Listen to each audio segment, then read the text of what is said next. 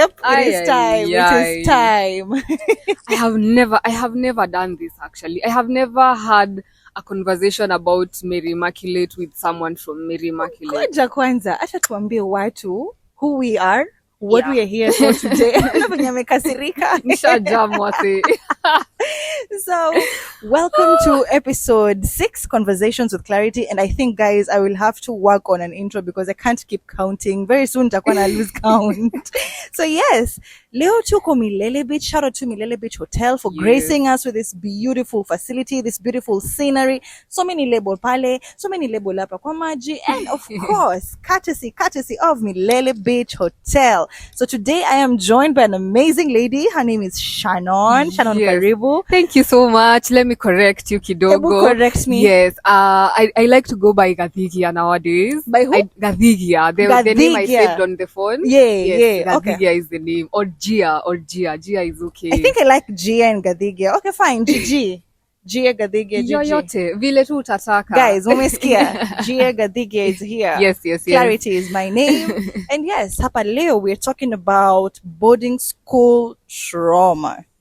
Goosebumps, guys. By the way, ataniwe be a siri. Ama uambie. Gani hiyo? Tulikuwa shule moja. Aki tulikuwa shule moja. And we are not talking about campus or high school. Guys. Hebu uambie. So now, acha napenda kupiga ma story. Sasa nitawapeleka nyuma kiasi. Back to last year. Niko showground, me I'm chilling, nimepeleka mtoto wangu kwa ma rides, and then I see someone and I'm like, I swear that's Claire from Mary Immaculate. But what? I was busy, she was busy. Na hiyo story ikaenda hivyo. Oh. And then this year, I'm back at the showground again. I see her, she's seated right in front of me. And the weirdest thing, Clarity, I had been thinking about you the previous day or the day before that one. Oh my God. I was like, I don't, by the way, you have been stuck on my mind since 2008. I swear. I keep thinking about you very randomly. Wow. I don't know why. Wow. I cannot really explain why, but I think this is it. I think this is it because let me shock you. Yes. That night before this year's showground, and you truly meet that day. Yeah. Now, the night before the day we met. Yes. I was like, hey, God, this showground, I don't want this year equal boring.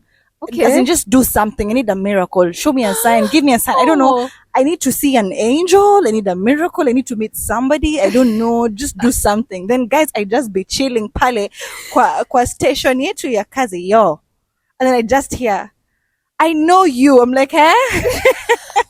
I was actually, nilikuwa nashangaa. Sasa nitamuongelesha aje? Cause, okay, not really because of any reason, but ile tu unashindwa utaongelesha mtu aje. Alafu, nile, most people don't usually remember me. Yeah. So I was like, sasa nitaenda kumwambia na kukumbuka na yeye hanikumbuki. Yeah.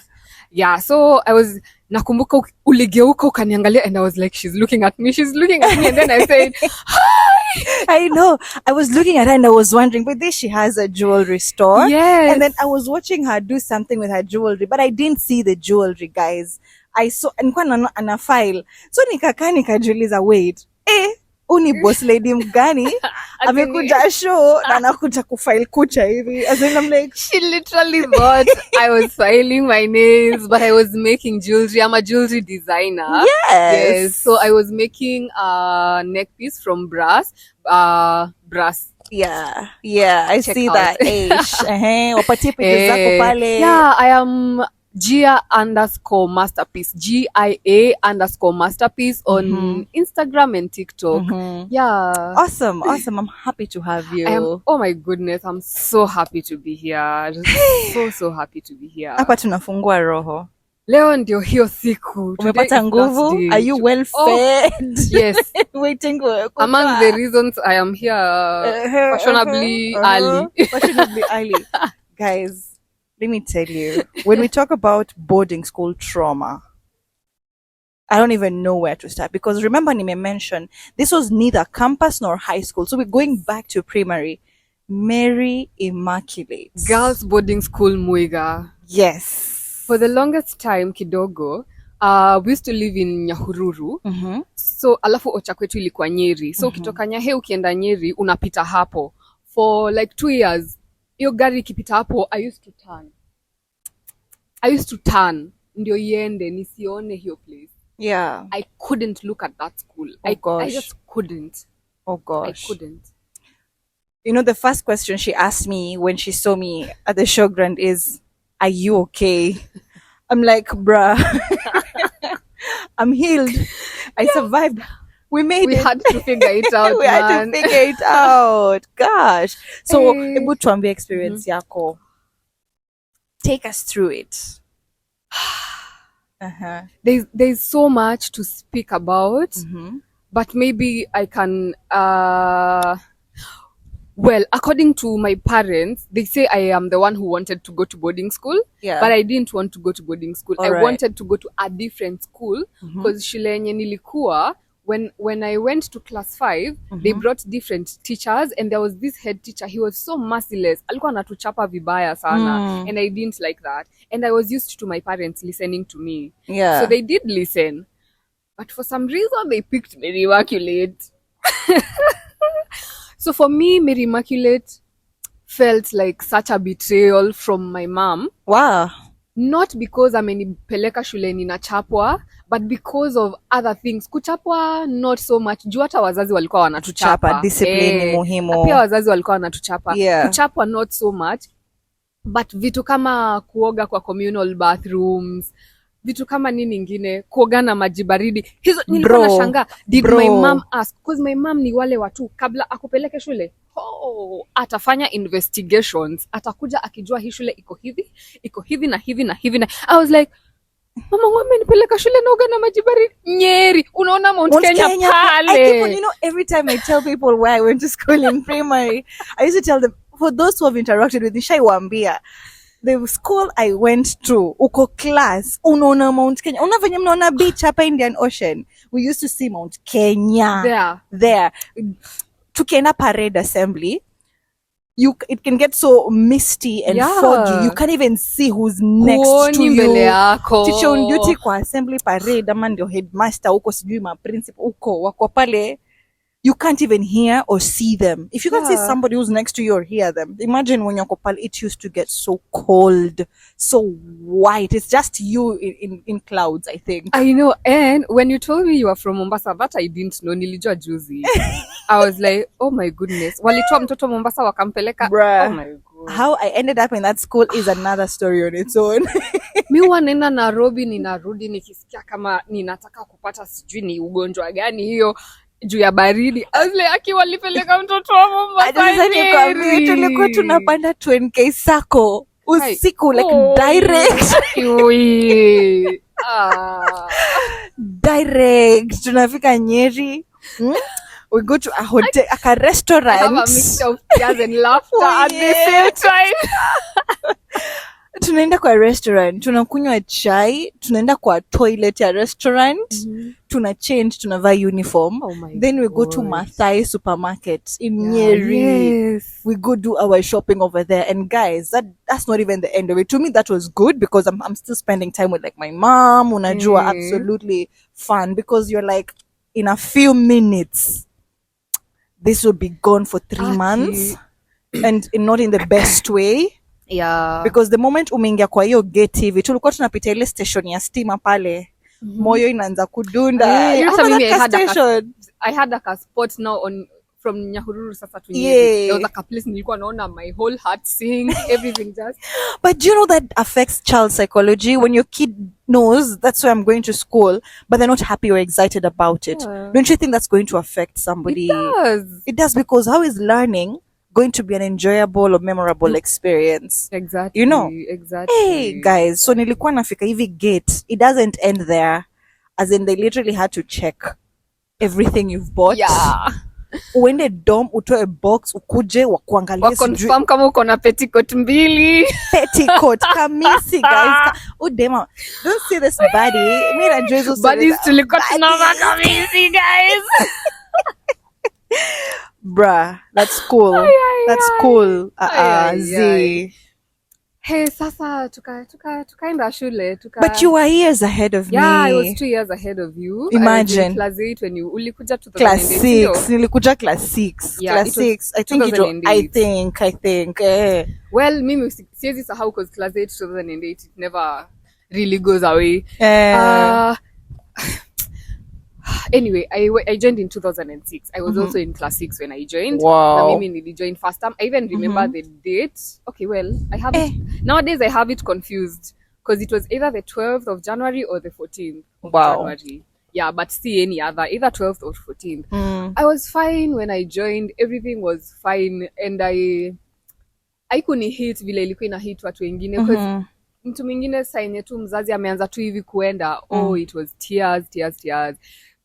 Personally, I didn't cry.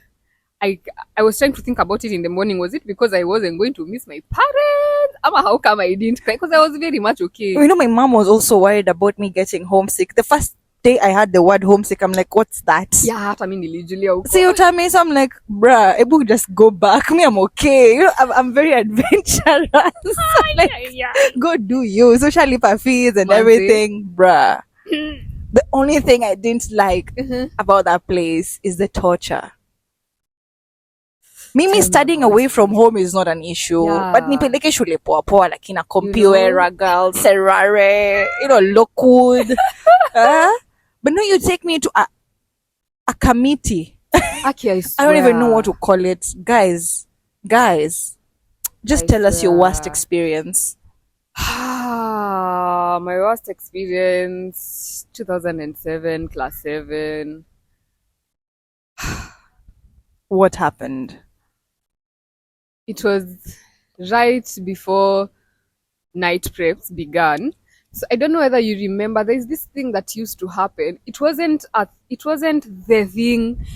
It wasn't the usual kawaida routine. Ni kama walimu walikuwa wanashikwa tu wana decide, kwanzia leo class 7 watakuwa wanaenda sapa before watu wengine and then wanatoka mapema like wanakula 15 minutes then wanaenda wanaomba 15 minutes alafu wanaanza night prep yao before.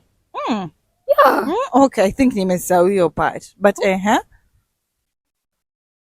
Anyway, it was that pre-night prep, if I can call it that. So, we are in class and then I believe you remember this part where during preps, mwanafunzi mwenzetu ndio alikuwa anafunza. Sasa tuseme mwenye alikuwa best in science ndio kama timetable inasema science, best in science ndio atafunza, si ndio? I don't remember the subject we were studying, but something tells me it was either science or social studies because of the person that was teaching. Yeye alikuwa anakuanga best in those subjects sana. Yeah. I don't know whether you'll allow me to use the names. Because the two people that are involved, because it's just two people, the student and the teacher now. They wouldn't choose that. Itakuwa tricky. Tushaambia ni shule gani. Feel like I'm being silenced. I know, but it's a policy. Nakuelewa sana. So, okay, let's give her you names. give them names. Yeah. The girl tumuite, simpati majina ya nature, simpati jina mzuri, Plastic. The girl, we'll call her Plastic. And the teacher, I'm looking for something that is not good for us. Something not good at all. Let's just call him Toxic. Mr. Toxic. Yes. and the classmate called Plastic. Yes. We are calling the girl Plastic and the teacher we are calling him Toxic. Okay, Mr. Toxic. Me hata simpei Mr. Hadiza higher. Wow. So Plastic Plastic anafunza and then she asks a question. Nam. Yes, she asks a question and people raise their hands up. You know when umeulizwa swali and you're trying, you know the answer but haija manifest vizuri, haija pop bado. So I'm like, okay, I know the answer to this question. And then she looks at me and she says, "You?" And I'm like, even before I finish my she points at someone else and then I ask her, "Kwani I don't have a right to think?" She did not even let the person she had pointed at respond. She just left. akasema nimeenda kukusema. But then nyinyi watu mlikuwa mnapenda kusema sema watu shuleni, you guys are just, I wonder mko wapi saa hizi? Umejoin hiyo kikundi ya mwalimu wenu wa maths?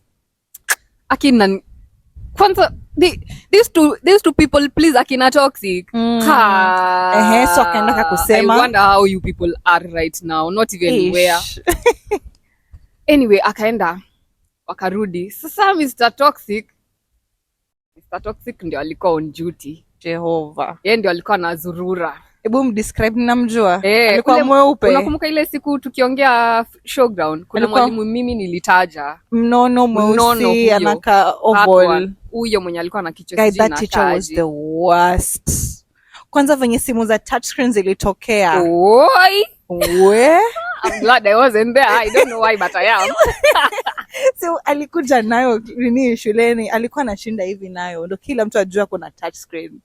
Aki Mr. Toxic alikuwa ananifunza science. Yeah, science. Shame on mimi you. hakuwa inifunza. Na sasa naelewa mbona umejam, hatuwezi mention jina yake. Now I understand. Thank if you. It's that teacher.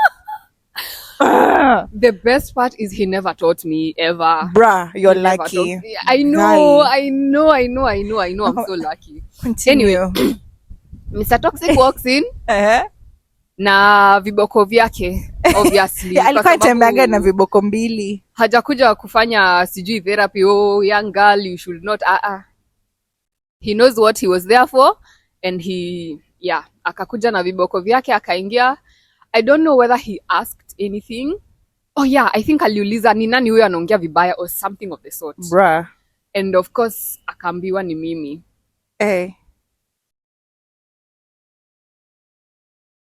You know, I can already imagine what she went through, knowing who Toxic is. He's actually very toxic, guys. He's very toxic. As in, seriously toxic. As in, by the way,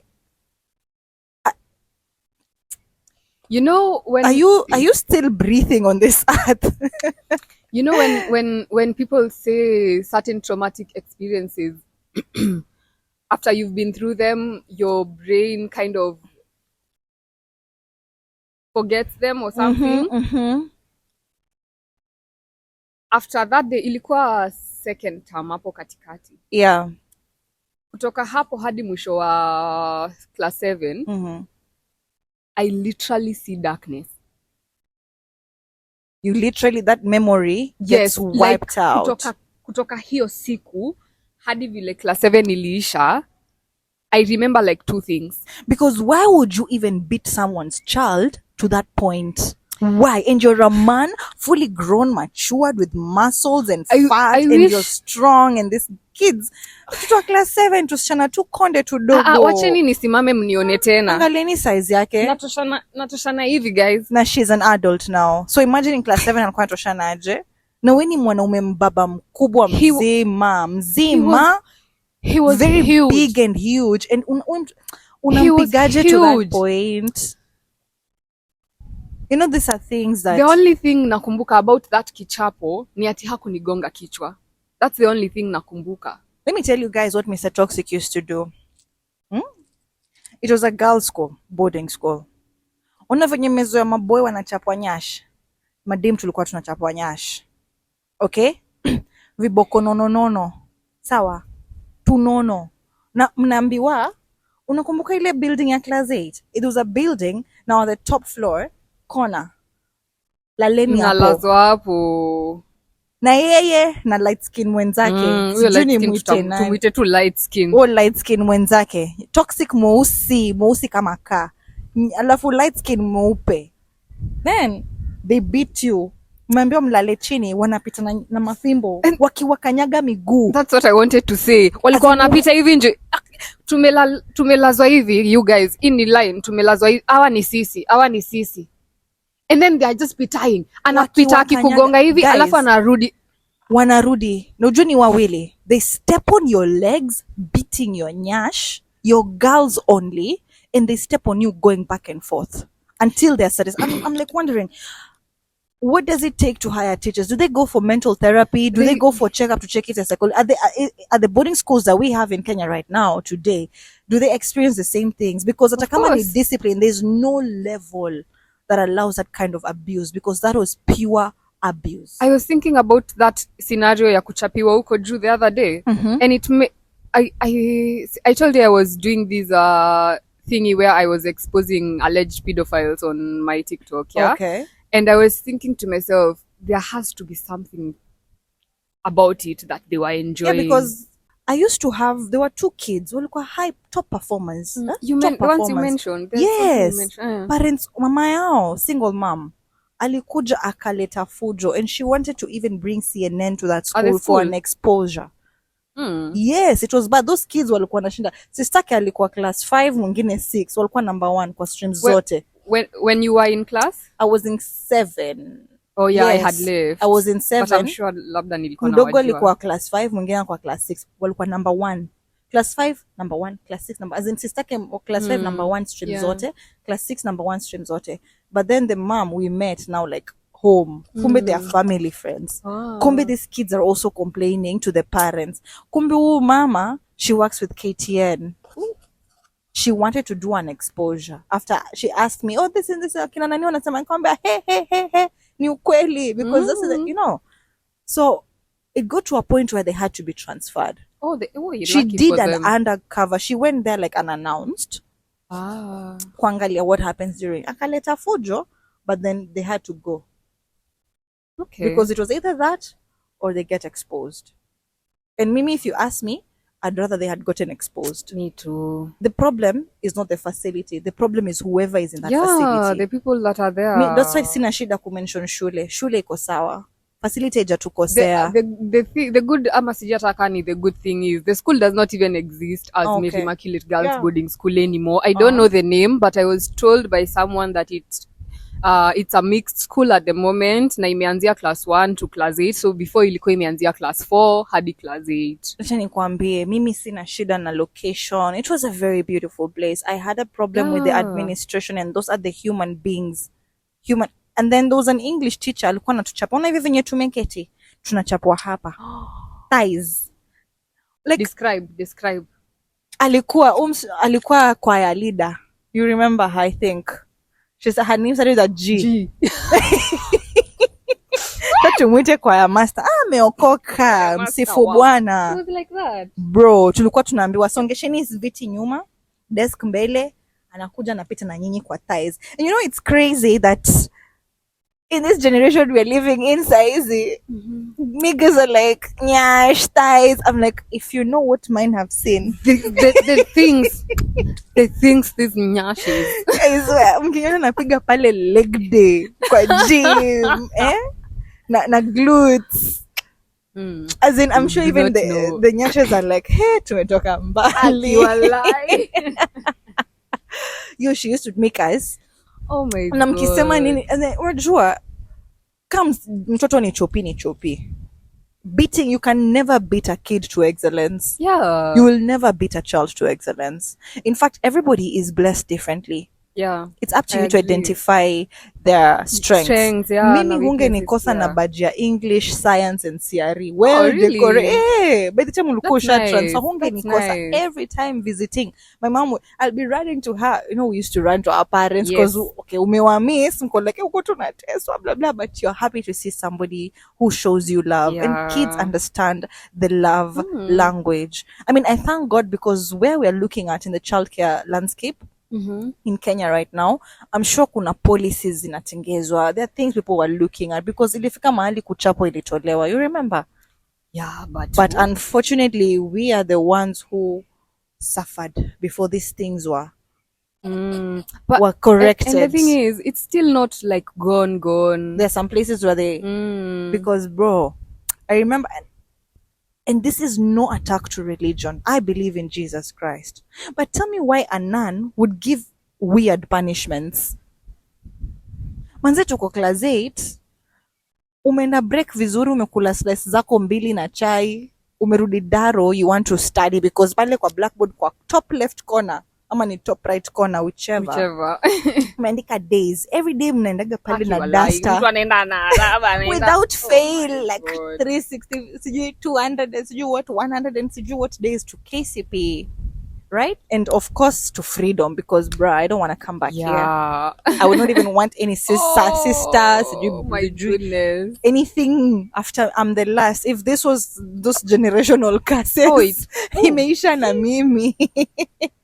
Mimi by the ilisha na mimi sana. I swear, because there was this time, imagine, there was this day, nimechapa break time vizuri. Tuko na classmates wangu wengine tumekula break vizuri.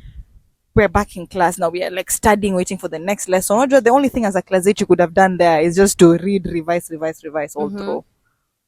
Tell me why we are called, actually not called, summoned to the D hall. In like, venye tu break imeisha hivi, tukaitwa tena. I'm like, what the heck? What the hell, yante? Unajua ni nani anaitana, unajua tu hizi tena, not okay, something good. Tumuite nani huyo? Ugali. Tumuite that nan, tumuite nan ugali, bro. She was crazy. Unajua crazy, mad. As in, I think she needs to be. By the she's clinically, she's not okay. Yeah. She needs to be clinically declared psychotic. Yeah, for sure. We are not saying this ati kwa sababu ati tuko na machungu.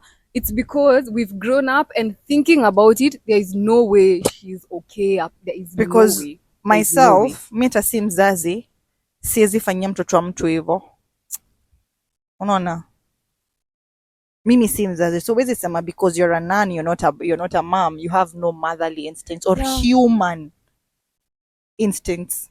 Yeah. Because tell me why she called us to the DH and then anatuambia kuna mtu ameenda kumwambia kwamba classmates are complaining that the food is little, the bread is kidogo washibi. So she starts.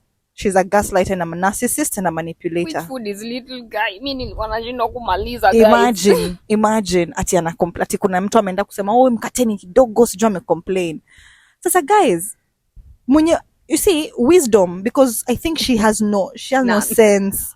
Wisdom demands, if I was in the authoritative or leadership position, if I was the headmistress, then I'd be like, okay, so who did you hear complain? Do you have names? Do you have the exact person? Can you describe them? Unanielewa? Yeah. So tell me why she calls all the classmates and punishes all the classmates. Just because somebody went and told her that classmates have complained. Which classmates? Serious? Because kuna classmates kama sisi tulikuwa class. You see, the moment she is telling that story, that's the first time we are hearing it. As in, is she crazy? Yeah. Because you could have actually asked huyo snitch ama huyo mwenye kukupatia huyo reporter wako, ungemuuliza, news source, is it credible information? Exactly. Exactly. Ata vile aliwaita angewauliza, is it true that Hamshibi, like, exactly. And then there's that other part of, guys, your candidates, we want you to do well. Would you like your slices mkate ziongezwe classmates, which will not happen because zilikuwa mbili kutoka ni join, but okay, it won't happen. But approach ni muhimu. Yes, nakuelewa. Imagine she just went from 0 to 100 real quick. Oh, you're all under punishment. You sleep for 72 hours, and after every hour mtoke nje ya dorm, just outside the dormitories, mlale chini, mchapwe nyash after every hour. And it doesn't end there. Now, starting like hakuna kurudi daro. Venye mliacha class ni hivyo. Tukaenda dorm tukaambiwa na hakuna kulala na uniform. My guy, change. Toa uniform, put on your pajamas, sleep. After one set, unakumbuka tule tusatu wa plastic tulikuwa tunalia uto. Kasi umejui stand zile hizo. Iset 1 hour na usichelewa my guy. Ukichelewa kuendea viboko fimbo zako hapo nje utaona uo wenye ujai. Bro, I don't even know what to say. So tukaenda dorm, tukavaa pajamas, tukalala 1 hour, toa pajamas, wear your dress, uniform full, as in kama unajiprepare asubuhi kwenda class. Oh my goodness. Amwendi mbali tu hapa. Mlango ni hii. Mko hapo. Mko tu hapa. Mtoke hapa, laleni Hapo. chini. Nyash zinaundwa my guy. As in mnatandikwa rasa. As in you be beaten, then you go back to the dorm, change, wear your pajamas, sleep, And repeat for 72 repeat hours. for 72 hours. Oh my goodness.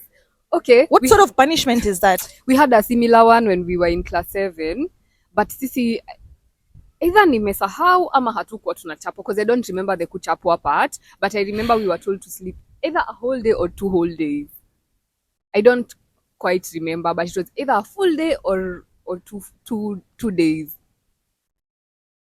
And her reason was she used to randomly wake up and she's like, this week hakuna kuongea. And when I say hakuna kuongea, I don't mean screaming and shouting and no. I mean complete silence. Yeah, there are those days, guys. Like kulikuwa na hizo vitu. Yeah, ati hakuna ukionekana ukiongelesha mtu. I mean, why are you even killing socialization in school? Hakuna How else are we supposed kuongea at all? I mean, think about it right now. As a communications expert, I'm wondering, verbal communication is key, non-verbal communication is key. Yeah. How are we supposed to strengthen our communication skills if we are not talking? I mean, guys, it's not a joke. No cap. As in nyamaza. And so far umesikia how much tumeongea. Ukionekana ukiongea, ujua kuna foot soldiers wake ambao wenye, you guys wherever you are, I don't wish you well, but I forgive you. You know? Like foot soldiers wake, wakiona Clarity ameongea na kuandika jina. Very fast. Jioni. Kwa list. Jioni. I'm like, dude, bro, I have friends here. Tayari, it's hell on earth. We need friendship. We need to laugh. You know, we need to to talk. And then, me I'm surprised that mlikuwa mnachapwa nyash. Alikuwa anatupiga huku. Yeah, and then there were those guys. Hapa. Underneath. Under. So, I wish tungekuwa you sleep flat on your stomach, and then you raise your legs. Okay? You can raise your legs. Kuna mwingine alitandikiwa staff room kwa table. Ona the big table. Aliambiwa alale chini hapo kwa table. Anatandikwa nyash na miguu. At the same time, 2 different teachers. Huyo ugali akiwa. Guys, why would your teacher beat you over here? You're here. Why? And you're supposed to walk. You're supposed to run. Belly kiring unafaa ukimbilie food. Dining hall. You're supposed to umechapwa nyash, lakini unafaa uketi class. Uketi, usikize. Sawa. Unachapwa miguu, unafaa utumie the same feet kutembea. I remember there was a time, I don't know for how long it happened, but it went on for so long. We were in class 8. It went on for so long. I literally nilizoea kuchapwa. Mi sijui kunyamaza. Mimi unaona nikiwa high school nishaandikwa noisemaker kasiko. Walai, si jokes. Unaona vile watu wao wanasema ati unaandikwa noisemaker na hauko. Mimi hao watu, for real, I have lived it. I do not know how to shut the fuck up. So now, ameweka hizo rules zake za kunyamaza, ameshatunyamazisha. Mimi sijui watu walikuwa wanaweza aje kunyamaza. There is no way someone will take something that belongs to me or do something to me that they shouldn't be doing, and then ninyamaze kwa sababu Madam Ugali over there does not want me to speak up. So I got so used to it. Hata nilikuwa naongea tu sasa. Hata sikuwa najali. Yeah. Nilikuwa najua hata ni whisper, hata nifanya nitakuwa kwa hiyo list. I will be on that list, so I might as well just say what I want to say. And so tumerudi, we need to go for a short commercial break. Yeah, back. Gigi here is telling me something.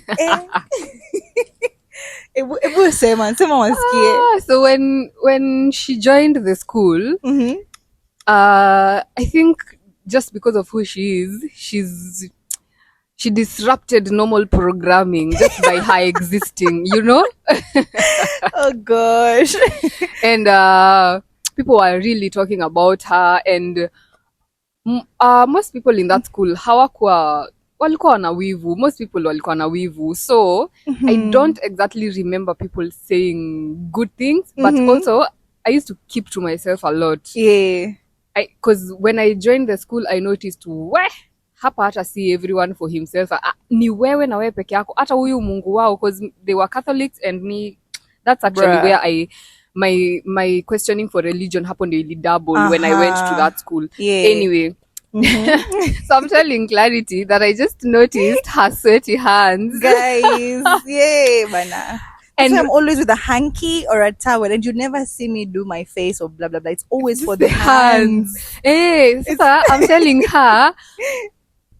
I noticed when we were filming, and I was like, "Hey, this one is personal. Acha nisiseme na nguvu." But I'm like, no, just say it. So I remember it being a conversation in school. I remember people were saying, "Ati mikono zake zinashindanga zikisweat. Ati mikono zake zinasweat." By So the way, tuko class 8. Me, I'm busy wondering, mmetoka kuchapa manyash tu sahi. Next mko na exam yenye mnafaa mfanye in 30 minutes.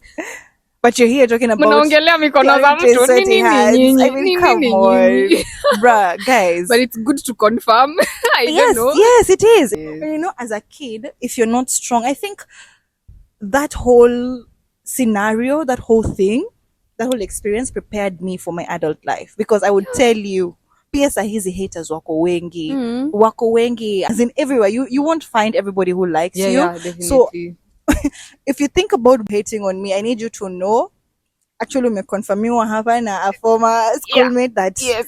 I have seen that growing up. It doesn't faze me, doesn't make me flinch, doesn't affect me anyway, anyhow. So you keep doing hating, keep doing you, keep talking about me. Yeah. As in I grew thick skin. Yeah.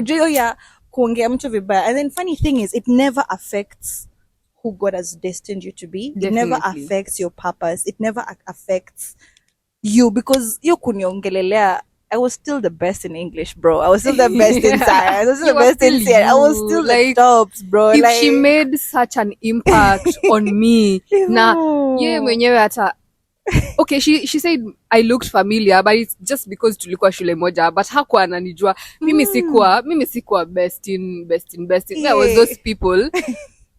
Mimi nilifika nikapata culture ya hiyo shule. I was like, hey, it's like I panicked for 3 whole years. You were just scuba diving in that. And then the way. It was even worse when now you joined, because now I had gone through the class 7 thingy. Because sasa I became a complete shell of myself. Complete. Yeah. Anyway, by the way sikuwa nimemaliza hiyo story. Tuambie ugali alifanya nini? Asi ya ugali ilikuwa ya toxic. Mr. Toxic. After Mr. Toxic amenichapa. The kichapo. Okay, now I can't tell you it lasted how long, but thinking about it when I was there, nikichapwa 15 to 20 minutes. How can you beat someone's kid for 15 to 20 minutes? How? Anyway, I sat down. Mimi ni wale watu hata unigongeaje. Wallahi sitoi hata machozi. You were those ones? Mimi, I was those ones. Kwanza, you know the way ugali used to have fun, akikuchapa alafu anaona kufanya hivi. Yeah. Mimi niko namwekea hivi mkono, hakuwa naamini. Ati amenichapa 12 na sijasonga. Anyway, alinichapa, as I said, everywhere apart from my head. At least I remember hakunigonga kichwa. And then I just got up, akatoka na nikaketi. The minute he left, I waited like 2-3 minutes, nikajiambia, I'm not staying here because I have tears. It's not like they're not there. They're there. But I'm not crying in front of these people. I'm not giving this plastic bitch a chance to see me crying. Not gonna happen. So plastic bitch sounds like akona nini zinaitanga ni mumama akona bibi hizo mavitu zile fake, zile synthetic kabisa. Anyway, I sit down for like 2-3 minutes and I'm like, the minute I leave, wallahi billahi nikipatana na mwalimu sijui nitafanya nini. The spirits that protect me had better start working from this minute on, kwa sababu sikai class naenda kulilia dom. Bruh. Yeah. So immediately after 2-3 minutes zimeisha, nikaamka na nikatoka. Nikatoka and I start walking. See, bado machozi haijatoka. Mimi niko focus, ninalia nikiingia dom, by the way. So I am walking, I'm headed to the dom.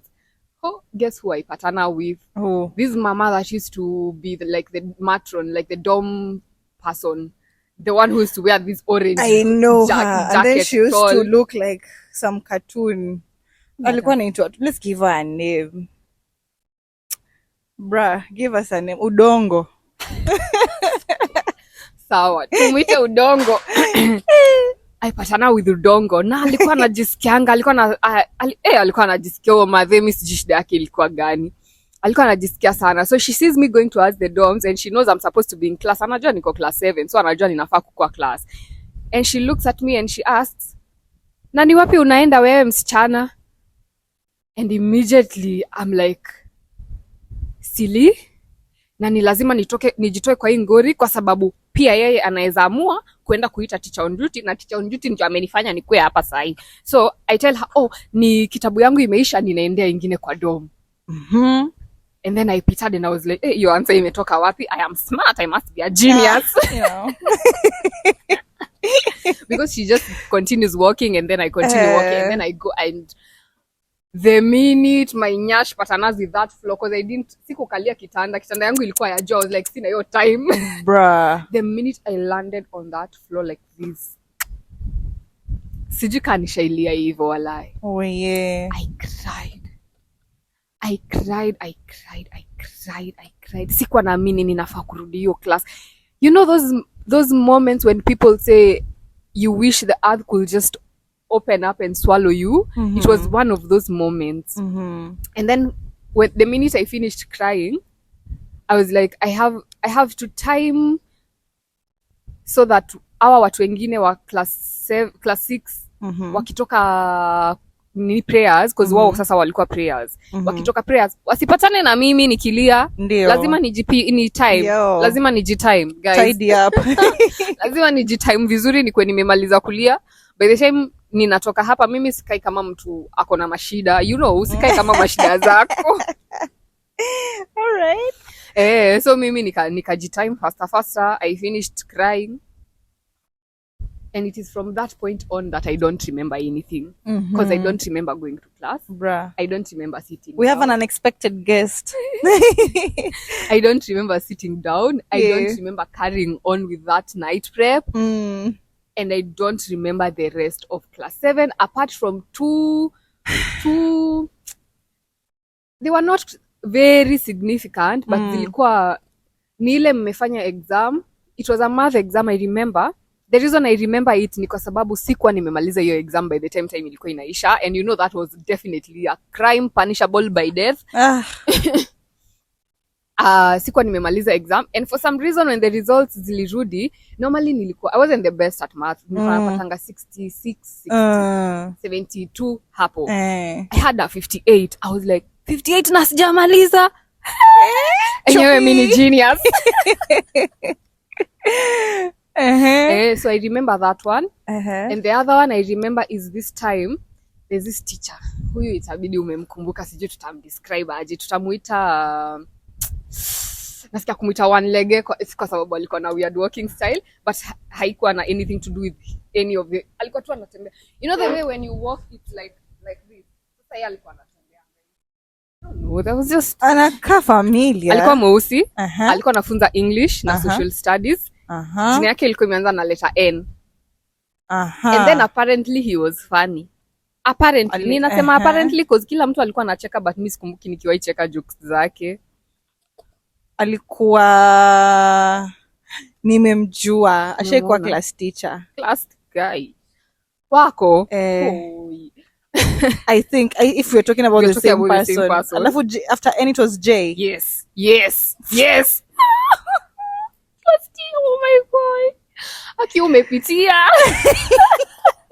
But then you guys, when you see me out here glowing, I know, bruh. God, as in literally. I remember your cafes. I remember your hair. Oh my God. I remember so much about you, baby. Cute guy, baby, me. Wow. So anyway, what was I saying about that teacher? He used to teach us social studies. Tuko class 7. And for some reason the teacher was social studies ndio alikuwa in charge of PE, and as I said tulikuwa very close to Mount Kenya extremely. So alikuwa mezoea tukienda akitupeleka PE tulikuwa tunachezanga football. And then on this day it's those misty days zenye huoni mbele. Bruh. Na ni lazima muende PE according to him. Sijui kwa nini by the way hakuwa anaiba PE zetu for some reason. I don't know, I can't think explain. Out of all the teachers he was, I would give him, he was a fairly better one, fairly cool. Hakuwa shetani kama toxic na ugali. Naeza but you can differ. Naeza agree. Naeza agree. By the way, naeza agree to chenye unasema. Something kiasi tu. Naeza agree, imagine. Anyway, akatupeleka. Sasa this one I remember because it was an experiment I was doing. Yeah. I remember thinking to myself, ametupeleka nje tukacheze, kuna kaa hivi. Mimi si nitashikwa na homa. And I had just ponad. I had contracted, when I went to Immaculate, I joined in first term. Second term, nika contract homa flani. Haikuwa inaisha, it issued after like 6 months. I later came to learn that it was bronchitis. So I had just ponad from this bronchitis. Alafu msi amenipeleka nikacheze kwa hii misty fog. So I remember thinking to myself, I'm not going to breathe in this air. So I had this jacket, kuna jacket fulani nilikuwa nayo bigi. Nilikuwa nacheza kama the sleeve sasa. Nilikuwa nafunika mdomo nayo, like this area was just a hole ya kuingiza mkono. Nilikuwa nacheza kama nimefanya hivi. Yeah. And the craziest thing, after that, kila mtu class yetu alikuwa na homa isipokuwa mimi. I was like, so it worked. You're smart. Genius, guys. Ndio maana naitwa genius. Yes. It comes from genius. I think those are the only 2 things I remember after that. And then you remember the way mkienda class 8 tulikuwa tunagawanywa classes 3 machupi. Watu hapo katikati. Imagine you cluster people based on their abilities. And it's not like you're even doing anything about it. It's not like at now you'll give more concentration to this lower class. Ni kuchapwa tu, walikuwa wanachapwa merciless. By the way, as in just being beaten. Aki walikuwa wanachapwa, guy. Aki walikuwa wanachapwa. Walikuwa wanachapwa sana. I don't even know how much we can emphasize on the kuchapwa. Like, bro. Hata mimi sidhani ninaweza wa explain. Anyway. I remember when it was happening sasa, zilikuwa classes 3 guys, so walikuwa wanatugawanya into 3, and then sasa the top a certain number wanaenda class ya kwanza, the middle wanaenda the next one, alafu hawa wengine wanaenda the next one. I was so shocked.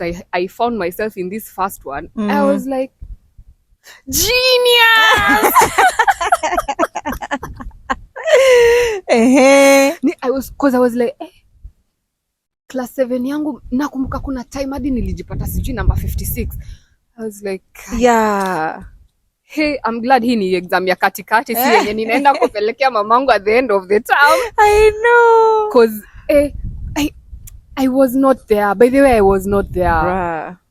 I was not there, and I didn't know. I learned later in 2021 when I went through a similar experience, not kuchapwa, but I was depressed in 2021. Oh, like gosh. I went through something and I was very depressed, and everything was now making. I was like, I was depressed in class 7. Cause when I now look at it, sikuwa naoga, sikuwa na brush meno, sikuwa na tengeneza nywele. I used to have short hair, nilikuwa nanyoa. Hakuna kitu nilikuwa nafanya, by the way. Hakuna kitu nilikuwa in 2021. No. Oh, okay, both years. Both years, but now nikisema hii ninaongelea, I'm talking about class 7 now. That's what I have in mind when I'm speaking. Yeah. But both years they reminded like ilikuwa the same thing. And you remember the way ugali used to do to people wenye hawaogi? Guy. Mimi sijui niliponea aje. Kwanza nilikuwa na vitu mbili nataka niseme. Unaona hiyo part ya huko na nywele ulikuwa umenyoa. Guys, there was this time, I think I was in class 8. I was in class 7 naingia class 8. Sasa hiyo third term exam ya kumaliza. Guess what ugali says? You see how Gigi is just telling you she wakes up in the morning with something. Like, bruh. She wakes up and she says, class 7's. I think it was 7. I don't remember if 6 and 5 were involved, but class 7's. Because I was in class 7. What do you do in Anihusu? Minding my own business. Yes. So, ati usipofikisha 380, next year usikuje na nywele unyoe. I was like, come again, say what? Yeah. Gigi, do you know kuna wasichana walikuwa na nywele ndefu? Yeah. Walikuja vipara. Akiboye. Mimi I was like, nywele ninyoe. Achata 380, hiyo 400 tunafika, my guy. Yeah. 5 million. Bro, I'm gonna look good. If there's something I like, it's just to look good, stand, whether the conditions are bad or... Exactly. Bro, nywele yangu God given. Mi ile siku nanyoa nywele ni mimi nataka kunyoa, kuikata. And by the way, after high school, I went and did a Halle Berry haircut. Yes. Okay. That's the first time nilikata nywele, like ile mimi nataka kukata nywele. But bro, when I tell you, people walikuja vipara. Ujui kuna watu wameweka chemical, so hata kunyoa ilikuwa ina slide, so kuna venye kuja zinakaa occupied. Me cut mine when in second term of class 6, cause me have really tough hair. Hata ukivuta utasikia ni ngumu sana. And you remember hatukuwa tunaoshwa. What used to happen? The week before visiting day, tulikuwa tuna undo nywele, and then they bring salonists who charge us 50 shillings from our pocket money. Pocket money ni 200. That we 200 yenye hatukuwa tunakaa nayo, ilikuwa inapeanwa kwa ofisi. Imagine basa pocket money yako ya 200 inakatwa 50 shillings, unashukwa lines sijui 8 hujaoshwa.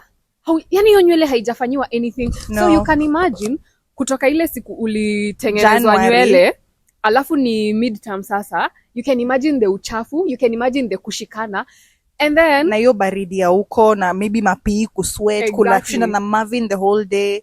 Alafu ni mimi, I have a very sensitive scalp. I have a very sensitive scalp. On top of that, nywele yangu inaweza sugua sufuria. Juu ya vile ni ngumu. So I was like, these women are going to kill me. Kwa sababu yana ingiza tu kichana. Anataka tu kumaliza apate 50 bob yake. Aende kwa the next person. As many people, because that's as many 50 bobs as she will get. And now, she does not care about me. Hawakufumui nywele. It's you see. I remember. Ni unajifumua. No, she's told you na sweat mikono. I had long hair. Sijui. Enters sweaty hands. Sijui. You know, as in funny thing is, by the way, I also had friends. Because wakiona udem ni chopi, they want to keep me close because of that tutasoma ni nini. I used to have two friends. Bro, mimi nilikasema mimi na befriend bivipara. How I want to genius. I swear, you know. Bill Gates. Time yenye watu wanateseka pale kufumua kubomoa alafu light skin alikuwa anakuja we harakisha. I'm like, dude, basi sikuja nifumue manzi, my hands ndo hizo maji, nywele ndo hiyo ina slid. I need help. Oh my gosh. So but I had friends, as much as of course you can't just have enemies. Kutakuwa na friends na kutakuwa na God's favor. So you survive and you thrive. So I had friends walikuwa nisaidia kufumua, but bro, kai aki goodness. Alafu you couldn't get these friends to, kuna wase walikuwa wanajua kutengeneza nywele. You couldn't get them to make your hair. Nope. It had to be these wamamas for 50 bob. Yes, because wakipatikana watachapwa. Imagine if Gigi can plait or do hair and she's my classmate, she can't. Atatandikwa. Siwezi jitengeneza na siwezi mtengeneza. That's why I opted to cut mine. I mean, nilisema twende nalo hivyo. Mimi I think the harder you make conditions for me, the more you motivate me to want to outdo you. I think that's me. Mimi singe survive. I used to manze nilikuwa nateseka. It was so painful. So alafu nimse huwezi hata ukimwambia akufanye pole. Me I tried. By the way I tried. I was like, usiniumize, mi huwa ninaumia sana nywele. She does not care. Yes. Acha tusikie history ya high school. Guys, so imagine, as if, unajua Swahili when we used to do insha, tulikuwa na isitoshe. So, as if that's not enough. Yes, I passed. I get called to some weird ass provincial school, and I'm like, Ma, I'm not going there. My mom was like, you don't even have to echo twice. I was like, you're not going there. I'm like, my mom was like, Apana, we just go to another high school, at least closer, Nairobi or something. I go to Nairobi. They find a Catholic school in Kasa. It was nice at first until it became an advanced Mary Immaculate for like teenagers, because as the beating is not like as intense, but tu kuna uto to vitu tu, like for instance in Mary Immaculate ukifika class 8 after class 7 sasa mnaenda mna clustariwa performance, hii class ni ya machopi, hii class ni ya second chopi, hii class ni ya third, as we had 4. Confidence, knowledge, joy and success. I remember from wenye walikuwa nyuma yetu, by the way, they used to be 4. So unapata that's like also demeaning to a child, like mimi you're killing someone's self-esteem and you're boosting another one's, and another one mwenye kubusta na mimi ndo chopi hasiki atakuwa mahali atakuwa like after all. Before we endelee, imagine me, I used to not hang out in my class. I used to go to that huko ndio nilikuwa naenda kukaa. Imagine alafu when you're third, if it takes a lot of mental stamina to not, let me tell you, by the way, as much as this school was messed up, it has really, really built me psychologically. Because right now, there's a lot of things that have happened and they don't affect me at all. Actually, sometimes Mujambia, hey, Claire, you're not normal. And I'm like, who wants to be normal? Let's go back to the clustering. So the high school I went to was worse. The clusterization part was worse. You know why? That's crazy. Tuko na streams, mbili, lilies na roses. Just to every area to form 4. I love the names. But exam time, parade, mnaitangwa D hall. Kwa D hall, every Catholic school dining hall, I think, iko na altar mahali, 2 place, juu ya mass and whatever. I don't know, for some reason there's a podium. So this, mnaitwa numbers from number 1 to number last. Mbele ya shule nzima. Mnaitwa D hall, mnakalishwa chini, then all of you get called. Hapo mbele. Number 1, Gigi. Number 2, Clarity. Number 3, number last, sijui Rose. You're like, wow, that's crazy. Imagine why. My question is why? Do you think you're shaming these kids when you're perform vizuri? Do you think you're building them? Yes. I don't think. I think they think that shaming helps. And why is it always Catholic schools? Hey, those places are messed up. Because I'm like, it's a thing. So was that necessary? I don't know. I have read several times something that's something in those lines.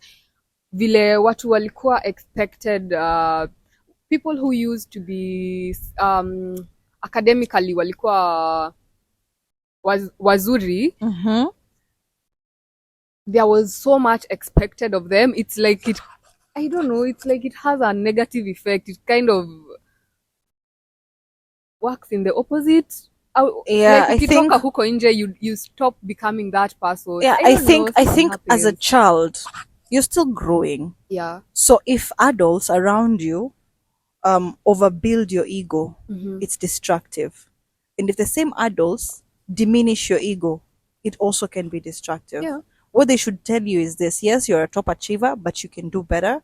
And they put you in positions where they have to streamline or balance that ego. Isikuwe ni kama umesifiwa sana, oh Shannon, you're better than Claire, so Shannon is like, I don't need to study, I'm better than her, I'm gonna make it in life.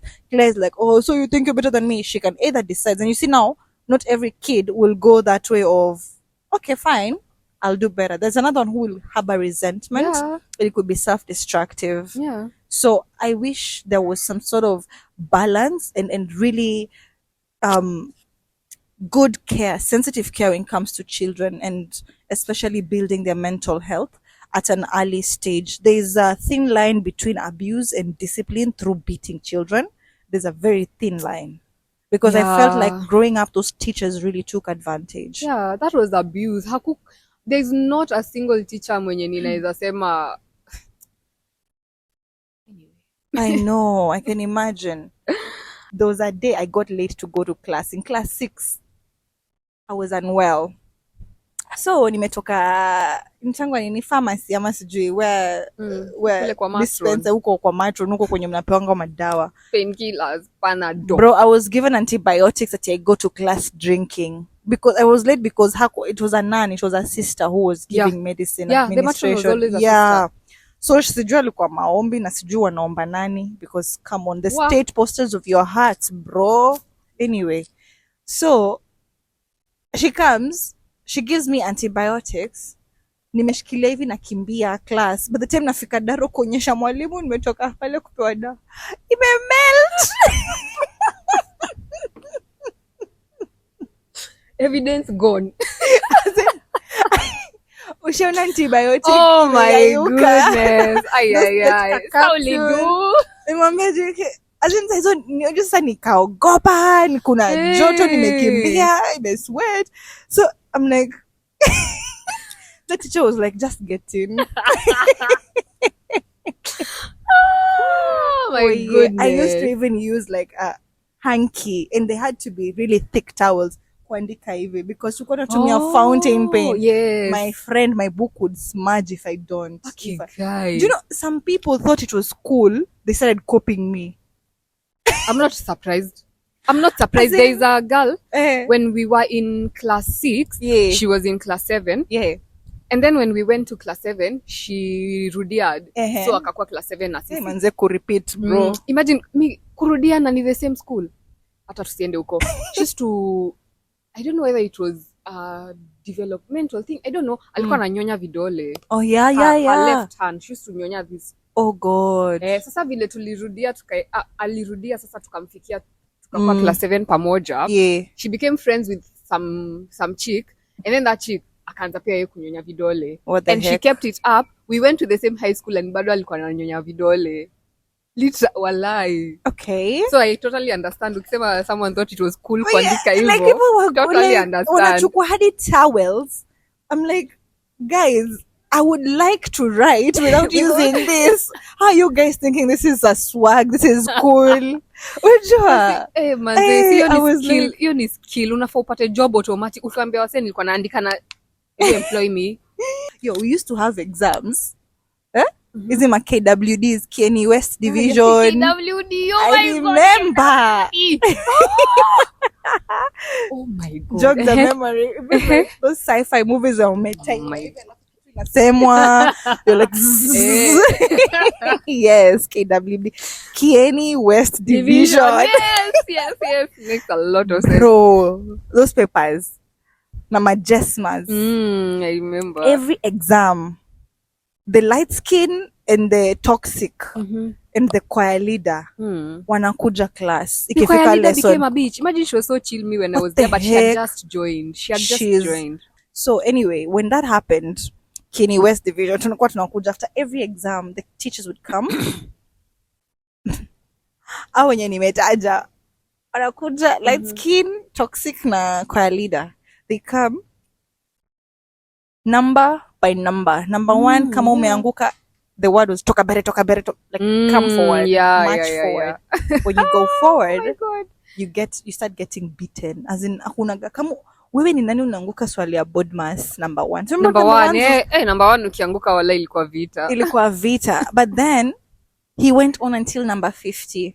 So you remember number 40, 49s, 38. Those are at least they're getting a bit conk questions. I'm like, you can actually just ask whoever got it aende pale mbele kwa blackboard aonyeshe watu. Why beat people?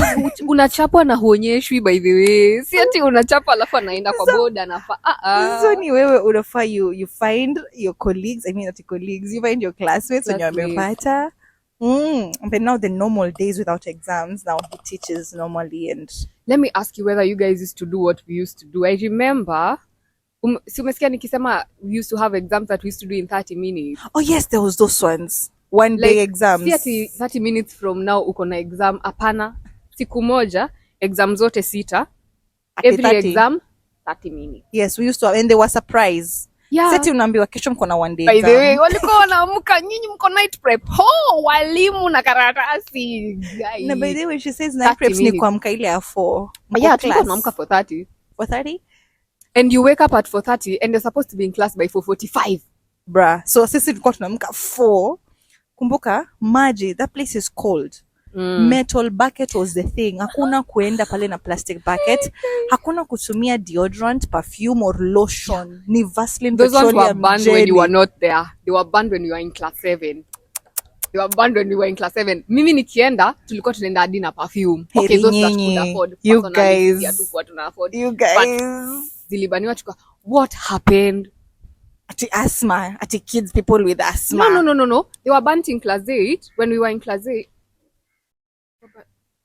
Sasa hao wenye walikuwa asthmatic, bado mko asthmatic mkisikia Nivea ama hamtumiangi lotion. Yeah, I mean because you guys made us stink or tuke na petroleum jelly na tuna perfume, tuna deo. Let me, if I remember correctly, mafuta ziko na strong scents na perfumes zilibaniwa before wewe ujoin. And then in class 8, were you there when people banned the dome?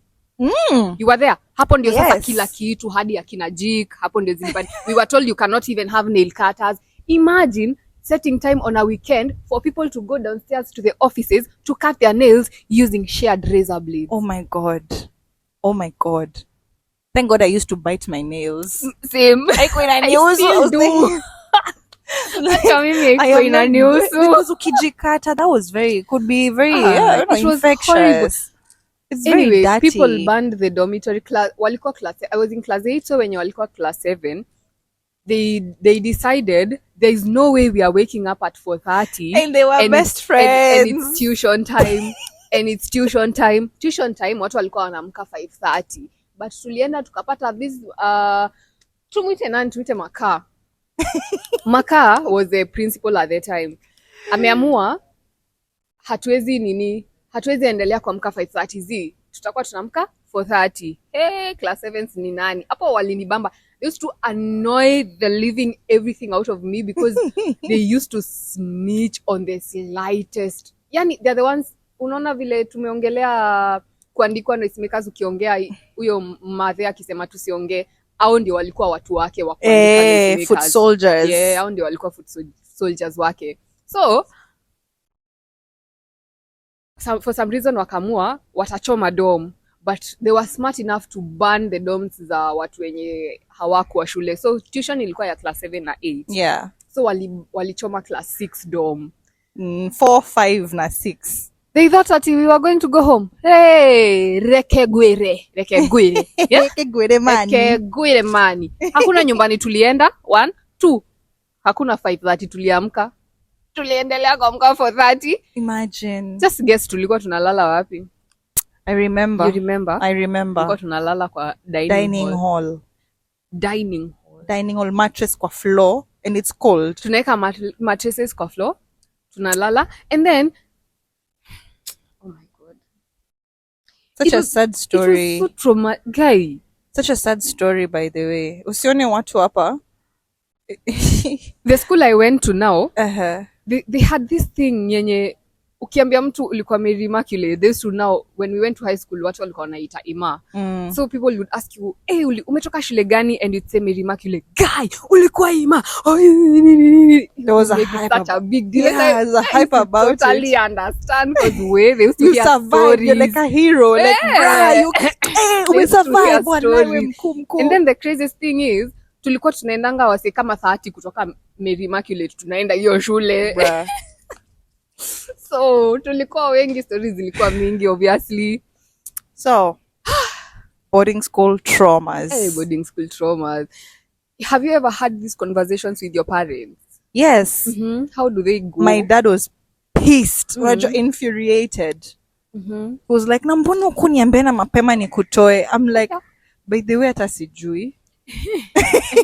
By the way, why didn't I emphasize? No, I was like, nilikuwa naona why I didn't tell him, by the way, when I was in that school. I was like, tayari nishafika class 7, next year niko class 8.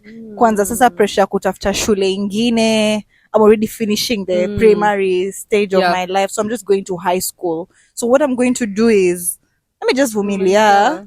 Seti niko class 4 ama 5 saizi nimekuwa mkubwa, so like niko this close to finishing primary. So it was like, wow. But then when I got to form 2 in that other Catholic school, I went back home and said, you know what?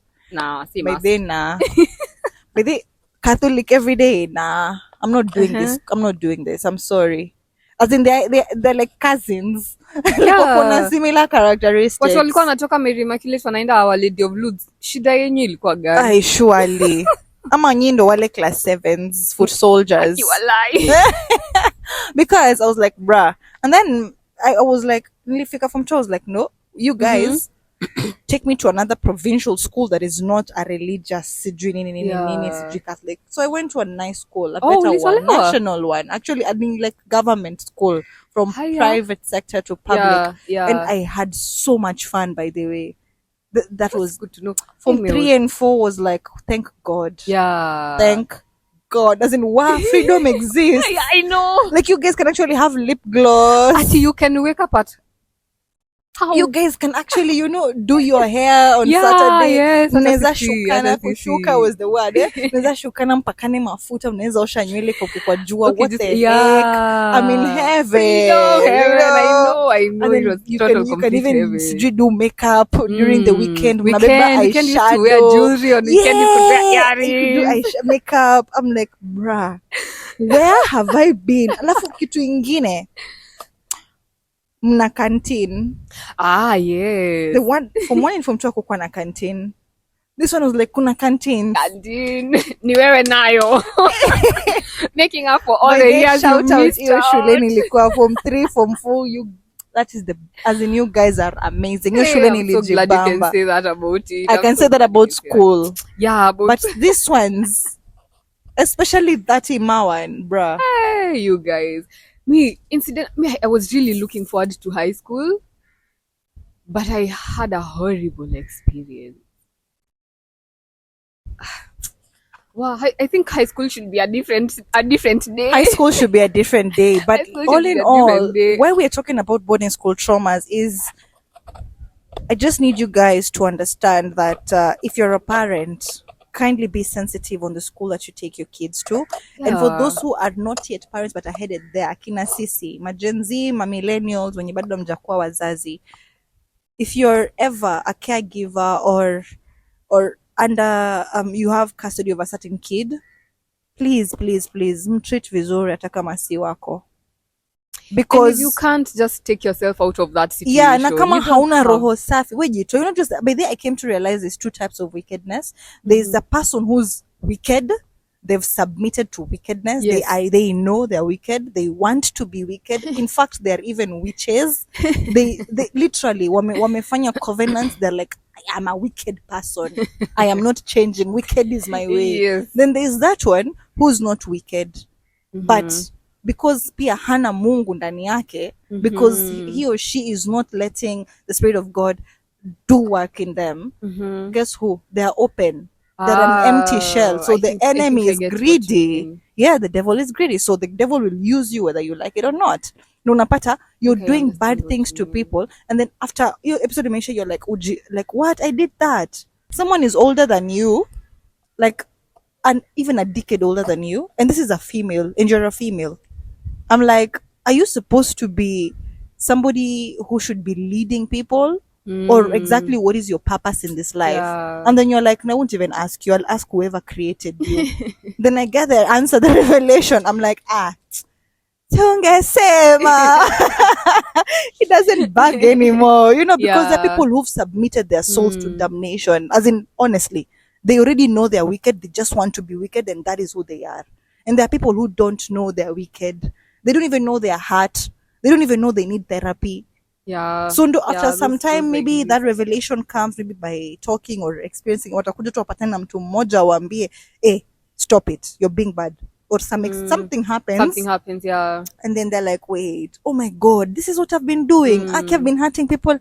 What I didn't mean to. I didn't know this were the consequences of my action, blah, blah, blah. So there's 2 types of wickedness. So if you're a wicked person, stay away from people's kids. I don't know, what satisfaction does a person get? Imagine you leave this earth and you're just a horrible person. So people, whenever your name comes up, people remember you for the negative things, for the wrong reasons. I mean, like I said, there are people who are wicked and they take pride in that. And there are people who will be like, I don't want to be remembered for that. I'll change. Okay. Okay, guys. So that is the highlight, key takeaway of today's subject. Gigi, I'm happy Yes. to have had you today. Me too. Thank you for coming. I'm glad we laughed. Yeah, guys. So this has been Conversations with Clarity, and until next time, peace out. Peace, guys.